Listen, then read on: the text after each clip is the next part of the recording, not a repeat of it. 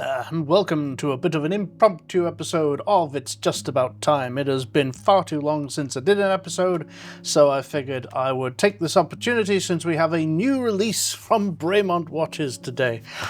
I'm dreading this because the lead up to this has been somewhat questionable, as in, what are they doing? It's like they've alluded to something to do with the moon, maybe, of which it's like, I think Omega have prior art on this. I'm not sure what you guys are doing, but I decided I'd check it out and I'd do it live. Well, not live because this will be a live video, but I'm going to do it. This is all in one take. So, oh yeah, and last night ordered yet another Omega Seamaster 300M. So this will be now my 5th Omega Seamaster 300M since the first one I bought back in 2001, which cost me, was it 2000? Maybe it was 2000. Either way, I was very young at the time, maybe 21 or 22 years old. And this thing at the time cost me £1,050, which was a phenomenal amount of money back in those days, especially for a 21, 22-year-old who was earning like £3.45 an hour. And that was considered a good wage back then. So, you know, this watch cost me an order of magnitude more than I'd ever seen in my life. And as you can see here, I actually I got a bit of a better deal. I submitted an offer of 2,750 Canadian, of which they came back to me with a very fair offer. They offered me 2,800 plus $175 for the insured postage, which I feel is about reasonable. So I'm paying something like a total of 2,980 Canadian total. So I've saved myself a couple of $100, and this one was, I think, out of all the ones I was looking at yesterday. In fact, let me just let's open up a new one. Out of all the ones I was looking at yesterday, let's go to the lowest. This was like the second or third lowest. So actually, I think this one's quite new, maybe. So this one, yeah, is in shocking condition. We'll get on to the Bremont in just a second. I just want to go through this real quick. This one, I forget what was up with it. Oh, the thing is this, the dial, it's got patina to it, and the thing is, some people like that. I just see it as water damage. I see it as moisture has crept into the watch and affected the loom, which means I'm not so bothered about the loom as I am bothered about the movement and, you know, how much rust and stuff has happened inside there. So, and this one's a bit banged up. I mean, you see, you got dings all over the place, which, you know, for this price, at the end of the day, this is the very low end of what these things cost these days. I would be surprised if you were to be able to find one that was in that much better condition for under 3,000 Canadian. The reason I bought one last night is because I'm starting to realize that these things are really creeping up in value. And, I mean, they've been going steadily up for a long time, and obviously not quite as well as a Submariner. Actually, this one's in really good nick. So there you go. It's $3.5 grand Canadian if someone's into one. I mean, you got pretty decent dial there. The second hand tip is a little faded, but it's not too bad. But the bezel insert's very nice. Bit of a ding there, but that's not too bad. Yeah, and if we look at the growth graph, I said it right, for these, it's good. You see, you've got a steady upward trend there. I mean, okay, this is from like 2012, it really starts there, but yeah, it's going up, and I feel like if you wanted to get one of these classic Brosnan Bond Omegas, you've only got a limited amount of time left before they start getting up there in price. You know, before long, you know, $3.5 grand, $4 grand will be the de facto standard for these things, and already that's the case. If you look for one in really good condition, like $5 or $6 grand is like what they'll cost these days. So with this one being $3.5, that's not bad. I think I didn't want to buy one that was anything too crazy. I mean, this, like, that's kind of the limit of what I want to spend on one of these, because it's a nice watch, but, you know, it's not going to render you able to fly. It's not going to add 20 years to your life. You know, it's just more debt than anything else. But I'm also trying to sell another watch in order to pay for this one, so I'm trying to behave myself.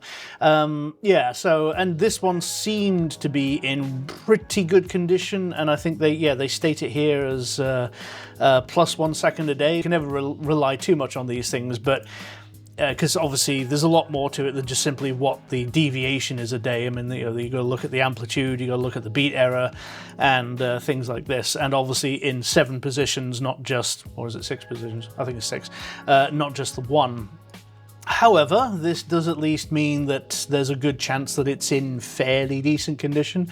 And I would say that, judging by the state of the dial, that's either been well looked after or it's been serviced and somebody has replaced the dial, which is fair enough. There's a bit of corrosion on one of these hands, so if I do have to get this watch maintained, I might ask if they can polish out the hands a bit. But as you can see, the bezel insert, it's got a few marks on it, but I wouldn't honestly expect anything less for a watch costing at this price level. But the case is looking in pretty good, decent condition. You got a few dings and nicks. I'm not too fussed about those. I can weather a few. And I like the fact that the serial is not that far away from my original one. So, my very, very first one, of which I still use as a password, because it's an 8-digit combination I'm never going to forget. And don't worry, you won't know what it is, and it's not that one. It's funny, I've had, as I say, 4 others since my original one, and I've never been able to remember the serial codes, but I do remember the serial code from my first one. So, yeah, anyway, so I bought that just last night, and that's on its way to me. So I might try to keep this one, because I've got a bit of a spy thriller thing going on. I've got my Kingsman edition. Today I'm wearing my Argyle U2, so that's the one that Sam Rockwell wore in the film Argyle, which I know is not exactly the greatest movie in the world, but this is a Bremont U2. Big fan of Bremont. Well, old Bremont, that is, because obviously this is this represents Bremont the way they used to be. Let's take a look at what the new one is, shall we? Shall we have a look? Shall we see what they come out with? It's going to be horrific, I know it. All right, let's have a look. All right, so first impressions. I have only seen the tease advertisement of the pushers, so we know it's a chronograph. I haven't seen anything else about this, so let's do it. Let's see what we got. The first British watch brand. What? What are they talking about? Have they actually made a Moonwatch? Because the Artemis II astronauts were all, well, 3 of them were wearing X33 Generation 2 Omegas, which I absolutely approve of, great watch, and one of them was wearing a Breitling Cosmonaut, so what are they talking about? Let's have a look at this.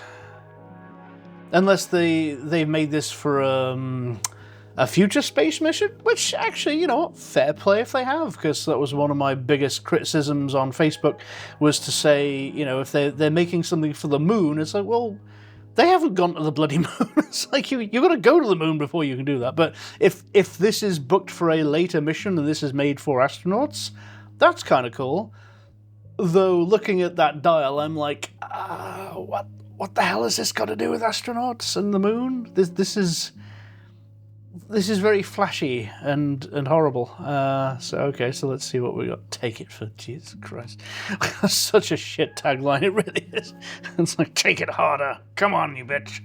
All right, let's get out of that. Let's see what else we got. Look, tested beyond endurance was a great tagline, wasn't it? Like, tested beyond endurance sounds manly. Take it further just literally sounds like take it up the arse. Anyway. So what have we got? Since okay, here we go. Singing the praises of 904L steel. Look, 904L steel is just steel that lusters much shinier than 316, and it's easier to polish. That's its only virtue. It's why Rolex use it, because basically it sparkles nicely. The hardened steel cases that Bremont used to have were order of magnitudes more stronger. The only thing you could really say against that is that they're much harder to polish, because hardened steel. But that's the whole point, is like, I suppose I could see it from their side. If you're going to maintain the watch, then the 904L steel is kinda for the maintenance. But I would rather have a robust watch made with hardened steel. Like, what is this? It's very silly. Anyway, I'm trying to find out what more about this mission is. Okay, Bremont is set to become the first British watch brand to live on the moon. Oh god, they're already setting up plans to set up a boutique on the moon. Actually, that'd be kind of cool. God, as if the ultra rich and the supremely wealthy didn't already have enough bloody reasons to spend their money. The brand new Supernova Chronograph will fly aboard American aerospace company Astrolab's lunar terrain vehicle, that's a mouthful, the LTV Flip, rover to the lunar South Pole as part of the Astrobotics Griffin Mission 1, scheduled in the second half of 2026. Oh, you know what? Fair play then, Bremont. Congrats. One of my biggest criticisms against you since the new Bremont era has been a complete lack of cohesion with industry and institution, something that, you know, you used to do with, let's say, you know, Norton, Jaguar, Boeing, Kingsman, many others that, you know, you actually had ties into, and then all this new rubbish with the Terra Nova and Jimmy Bloody Chin, which is, who the fuck is this guy?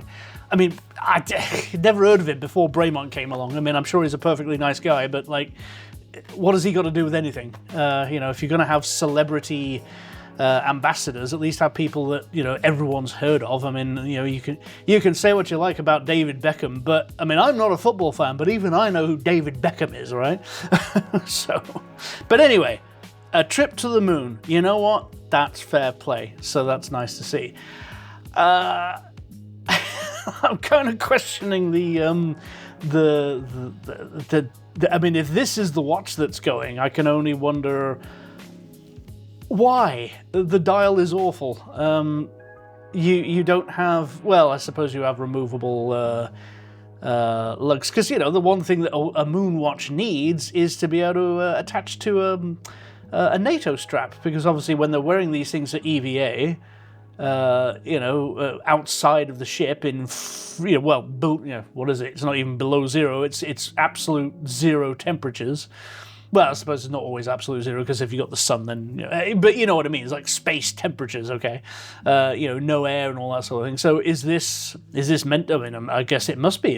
It must be weathered against all that. So, but isn't this a bit simple? You've got a 30-minute chronograph?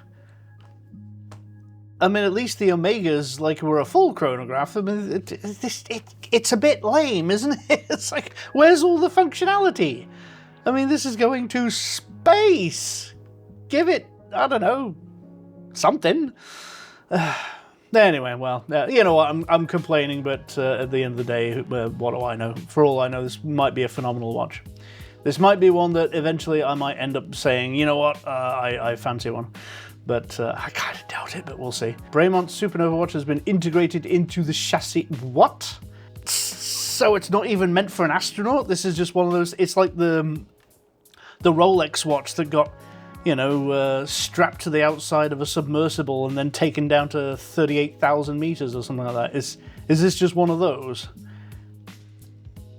That's a bit lame. For fuck's sake. Okay, so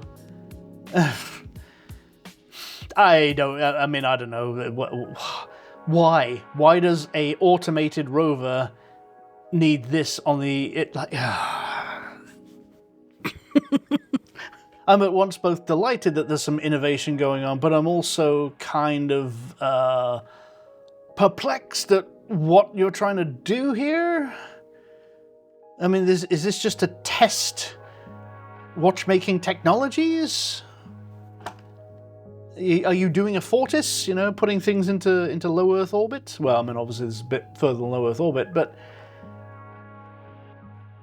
this just seems so pointless. This isn't even made for a person to wear. It's going to be affixed to a automated rover. All right, well, you know what? Okay, well, let's see what the watch offers. Let's check out the spec. Let's see if there's got anything on this that is to be to be seen. Obviously, this is not the one that's going to be on the rover, and by the looks of things, the rover version, hang on, let's go, blah, blah, blah, blah, blah. That seems like that might be much bigger than 41 millimeters, so it's kind of hard to get the scale because I don't know what the hell all the rest of this stuff is. Is there a coin there?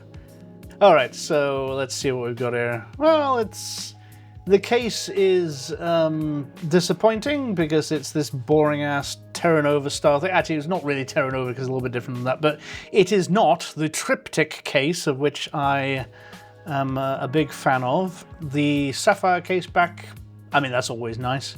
And that looks like that's an SW500 movement in there. That's the new stuff that Bremont's using. Nothing wrong with that movement. It's a good movement. It's I mean, you know, it's on par with the Valjoux, maybe slightly better, because obviously these guys with Solita, they've had a chance to correct any inefficiencies of the Valjoux movement. I'll give it its dues. The loom is interesting, even if it's a bit crazy. What the hell? 51,950 American. Oh, I'll have 3, please. Jesus Christ. What the fuck? Are you trying to solve all of the company's financial issues by getting like 5 people to buy a ridiculously expensive watch? Holy crap, what the hell? Your whole mission was to lower the cost of these things, not... 51... Hang on. What's that in Canadian? What is 51,950 US dollars in Canadian?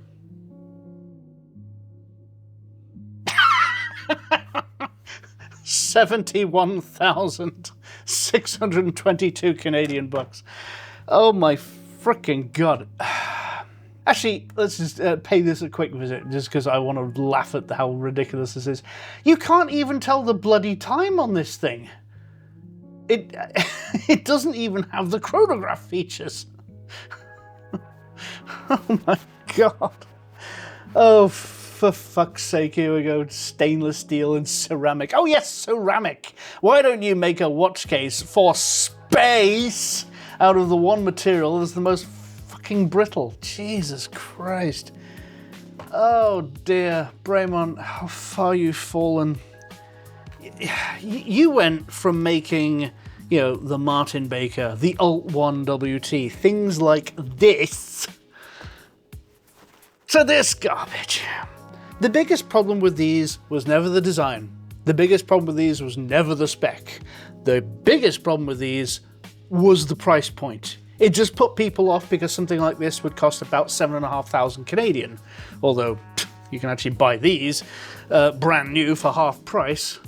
Ah, dear, dear, dear. Okay, well, let's go back to the standard version. Let's see if there's anything in this to get excited about.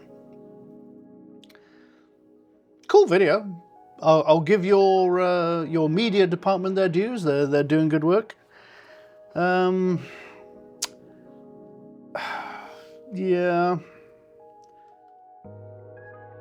I mean, I'm not sold on this design at all.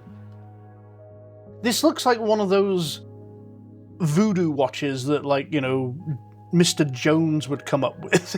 It's like, and I'm not knocking those watches, but that's what this it reminds me of, is one of those sorts of what do they call them? It's not voodoo, but there's a particular word for it. I'm blanking on it, but you know, that sort of thing, that sort of you know, mystical sort of magic and voodoo style thing. It looks like that. Go look up a Mr. Jones watch. You'll get instantly what I mean. Good grief. I mean, are you trying to make this look like the floor of the Death Star or something? I mean,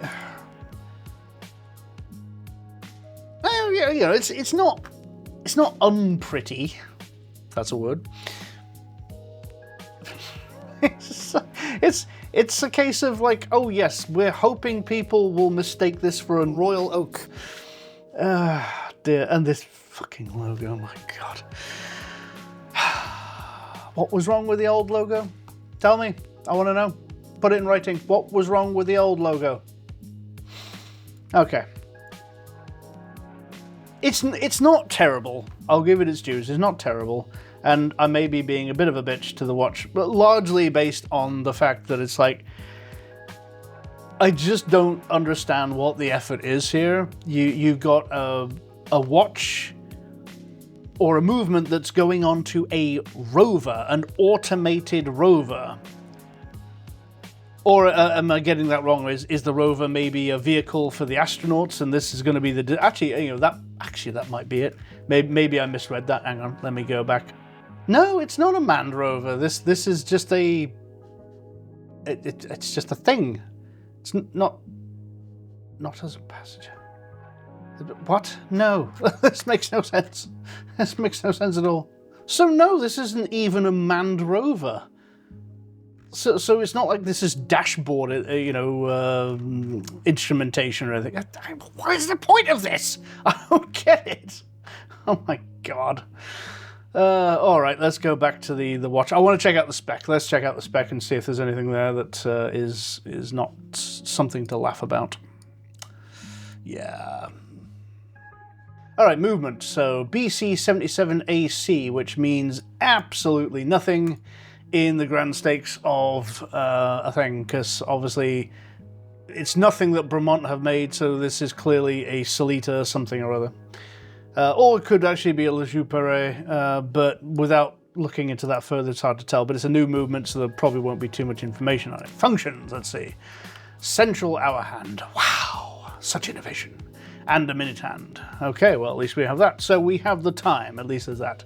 A chronograph center sweep seconds hand. Who'd have thunked it? Small seconds counter at the 9 o'clock. Okay, so there we have that. Chronograph 30 minutes at counter at the 3 o'clock. That one. And a date at 6. Well, this will be entirely useful for the no one that's going to be using it on the rover. So, stainless steel 904L screwless case construction with a DLC black case middle? What? DLC black... Huh? Huh? What part of this is ceramic? Oh, I see. Oh, so in a way, then maybe this actually... like, show me a fucking side angle, for fuck's sake. Okay, so it's not really triptych case as it is just... yeah, it's just the mid... for fuck's sake. It's so ham! Oh, I hate it! Okay, there's a better shot. Maybe it's a watch that works better in person. I suspect if I, go along to my local Bremont AD and try it on, maybe, and just maybe, I might feel different about it. Okay, so let's have a look. See, dimensions, 41mm, that's a dimension I can like. Case length, 48.7, that's not too bad, but then again, you've got a fairly short lug to lug, so that makes perfect sense. Case depth, 14.4, well, it is a chronograph, that makes sense. Lug width, 20mm.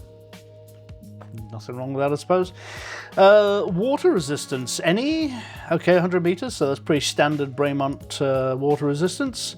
Decorated stainless steel open case back. That'll be useful for the robotic... Actually, I keep conflating this with the one that's going to be on the rover. Obviously, they're not going to be the same watch. So this is the people version, not the robotic version. Still, I don't know what the hell's going on here. Okay, ratings and stuff. Okay, so this is actually COSC. Well, maybe not COSC, but at least ISO 3159. Okay, that at least I appreciate, because the lack of a COSC movement on a professional mission, it would just be bloody stupid. I mean, it is yet another one of my pet peeves with Bremont, which is that they've stopped doing well. Not completely. There are some of the newer ones have COSC, but they will not do chronometer-rated movements. And they have that line of bullshit where they're like, "Oh yes, no, our movements work within chronometer accuracy. We just don't test them." It's like, yeah, I don't trust you. And if I want a professional watch for orienteering or navigation or whatever else, it better be bloody certified. So it's one of those things. Wow, that's... my sense of whelmed was already pretty lackluster, but this is so underwhelming, it's unreal. in terms of functionality, it's not got much going on. I mean, a 30-minute chrono, and it's made of stainless steel and ceramic, which... Why? I mean, wouldn't it have made sense to make this out of case-hardened 316L steel for the moon? I mean, you know, I presume that you intend astronauts to wear these things, right? And you want 8,000 American. Who are you aiming these things for? You have abandoned your previous fandom and audience that would happily buy, you know, a Bremont, because, I mean, you know, you saw people like Orlando Bloom and Tom Cruise wearing them, and Mark Strong. And nowadays, these are aimed at who exactly? Because you've abandoned the previous audience only to bring them this. I feel like this watch is lacking a bit of cohesion as to who it's for. It'll be interesting to see what the value of these things does. I'm going to keep an eye on these on Chrono, because I have a feeling they're not going to be doing that great. But who knows? You never know, you never know. Okay, highly exclusive limited edition. So what's this limited to? Highly exclusive. Well, of course it's highly exclusive. I mean, I can't imagine a bunch of words that are more redundant than highly exclusive when you have a cost of $52,000. Or just under. So, yeah, that's just... Oh, my God. Bremont, what are you doing? To further point out the ridiculousness of Bremont pricing, I mean... Here we have this other GMT of a dial you can't read to save your life for $42,500. US bucks, that is, not even Canadian. Like, for real? What else are we gonna... I think there was another Tourbillion version, but they seem to have either got rid of those or they've sold out. Okay. If you were to ask me, is there any of the new lineup which I actually like? I don't mind this one. The new Altitude GMT, it's pretty close to like an Alt 1 WT, but it is of course unfortunately missing the rotating in a bezel. And I'm not a big fan of the pushers being this more wimpy version. I like the old pushers that they had on Bremont, and the less said about that bloody logo, the better. And it's a little boring in terms of its dial. I mean, you know, the colors are a bit, you know, it's very monochrome. If it wasn't for that pop of red, it would have very little going on at all. So, you know, it's like, for fuck's sake, at least make the hands gold or red, or, you know, just do something, splash some color in there. This one at least does have, yeah, so this is COSC certified. This does have the triptych case, which I am a big fan of. What else we got here? We're talking, I think this is a Solita movement. They don't really state it there, but I think it is. Nothing wrong with that, good movement. Crystal, sapphire, you know, there's a lot going on about that I like. However, the part I don't like is the cost. This is ridiculous. In terms of Canadian money, I mean, like, after tax, this comes out to something like about $11,500, which is just... why? The older Alt 1 WTs had better spec, and, you know, the rotating inner bezel, hardened steel case, and those popped out at around about 8,500 Canadian. So what happened? What? I mean, okay, I understand inflation and everything, but wow, why? I do like these straps, though. I must admit, I wouldn't mind getting one of their new NATO straps. I mean, this is a step in the right direction, considering that I absolutely bloody hate the Terra Novas. I mean, I think they look terrible, and the redesign of the Martin Baker. It's like, why? Why did you even touch it? Just keep producing the old one, it was fine. I mean, the only reason I can imagine that they needed to change the design is when they bought out the brothers English, who used to own the company. Maybe there's some contractual stipulation somewhere where they said you're not allowed to use our designs anymore. I mean, that's the only thing I can think of, because I don't know why you would change the Martin Baker. I mean, that was pretty much a universally beloved Bremont watch. But I do appreciate that at least on this one, you've got the proper triptych case. And these case lug designs are very nice. I do like them. So yeah, don't change that. In fact, do we have a side view? No, of course we don't, because why the fuck would we have that? Oh, here we go, yeah. So yeah, this lug design, I like that. That used to be the standard. This is what your Bremont watches should look like, Bremont. Pay attention. Yeah, this is a bit more like it. I'm not entirely sure this really needed the box dome sapphire, but I'm not opposed to it. I mean, I do like box dome sapphire. It's just that when you consider it based on it's just adding thickness. And I like the handset. Yeah, I do like the fact that it's nice and clean, but the price is ridiculous. It's so ridiculous that why would I ever buy it? I would buy it maybe secondhand if I found it nice and cheap. The bracelets they have with these things are not bad. I have tried them on, and I must admit, I do like the bracelet, and I do like the fact that these have a really nice fast detach system. That's really cool. That is definite innovation. I appreciate that. You've done a nice job on that. And I like the fact that these also include the Martin Baker shock mount. So props to you there. That's definitely something in your corner. The 904L steel, you're going to have to work real hard to impress upon me why that's better than hardened steel. So the only thing I can think of is just in terms of when it comes time to maintain the watch, that it's going to be a damn sight cheaper to deal with, but that's about it. Anyway.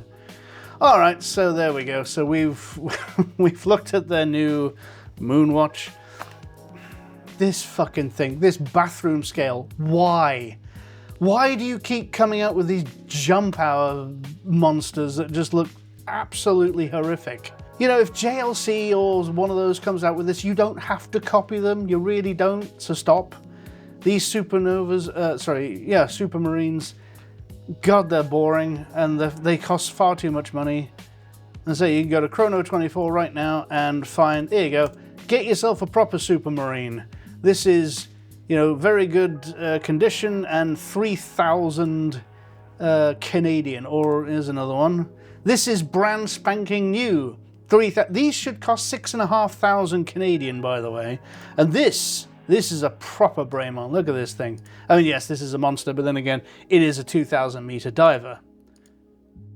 There you go. Even comes in the complete wrong case, because this is a case for a H1, but there we are. Look at that cool 7-bladed propeller. That's so sweet. I've owned one of these before, and I regret selling it. I might even buy this one, to be honest. Yeah, Watch Outlet, they're doing a lot of cheapy Bremonts, but that's because they were one of those ADs that managed to snag a whole bunch of old stock at a ridiculously low price. So, of course, they can afford to put them out for 50% of their original retail. You know, way to devalue your own product there, Bremont. You know, versus these bloody things which cost way too much money and don't offer anywhere near the same spec. And are nowhere near as cool looking. I mean, this is so painfully bland, it's unreal. I mean, your timing bezel there is like, this is all about the looks rather than the functionality. If I go back to that, look, this has a proper 60-minute timing scale that makes it a useful bezel. This has what the hell am I supposed to do with this? So my final thoughts. Well, I won't really say I'm disappointed, because quite frankly, this is what I expected, which was a bit of a ridiculous piece. I'm actually kind of happy in a way to hear that they're doing something with industry. So at least they've partnered with, with NASA or whoever it is going to be, because I guess there's a few people who've got their hats in the ring now, because you've got SpaceX, you've got, what's Jeff Bezos' outfit, the cock rockets. What are they called? Something blue. Anyway, and then of course NASA, obviously being the real serious people who want to get to the moon. yeah, so it's nice to see them actually pairing up with some industry and doing something proper for a change. I appreciate that. But in terms of this watch, I mean, $8,250 US. Bremont, you got to work on bringing down your prices. When people see my Bremonts, and I've got quite a few, I've never had an uncomplimentary comment about them. Virtually everyone who's ever seen one is like, oh, I've never seen a watch like that before, that's really cool. Where can I get one of these? And I'm like, well, there's no point in me directing you to Bremont anymore because they don't make these anymore, so I direct them to eBay and Chrono24. Because not only will they pick one up for a bargain, but that's the only place they can get them now. New Bremont is... I don't know. I don't know what you are. You look at these images on the internet and they only do so much. You got to see them in the flesh to really judge them. And it could easily be that if I saw one in real life, I'd be like, it might change my mind. It might. But then the price tag would be like, yeah, no, sorry, you ain't owning this anytime soon. Sorry, son. Yeah. So I don't know. I'm just looking at these and I'm just thinking, I don't know what happened to you, Bremont. You're the guys who made the Kingsman edition. More of those, please.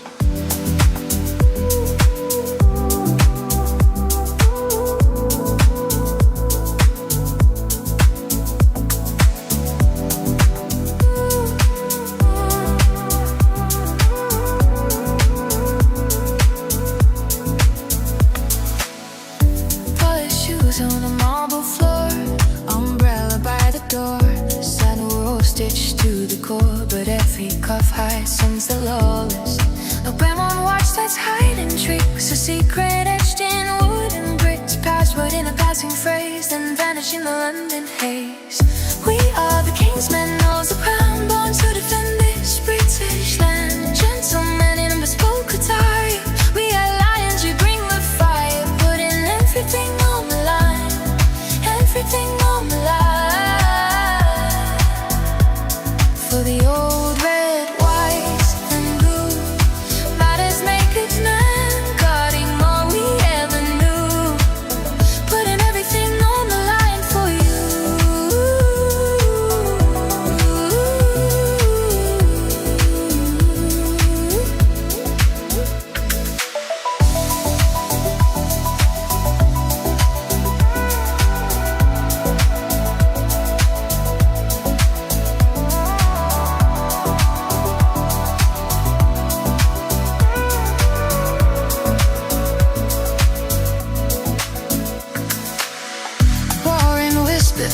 The pieces on the table, an imminent invasion, die for country if we're able. The leaders are corrupt, not one is clean of sin, but we operate above them, and our vengeance will be unseen. We are the Kingsmen of the crown, born to defend this British land. Gentlemen in bespoke attire, we are lions, we bring the fire, putting everything on the line. Everything on the line.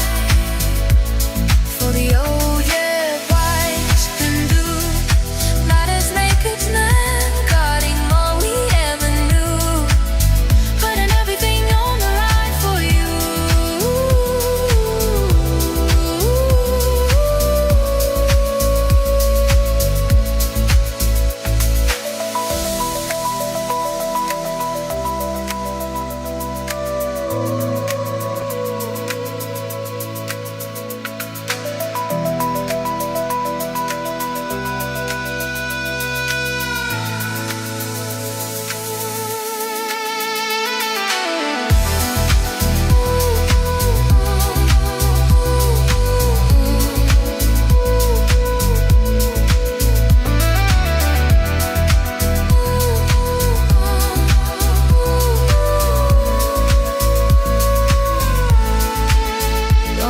Stories no one hears, toasting ghost of vanished years.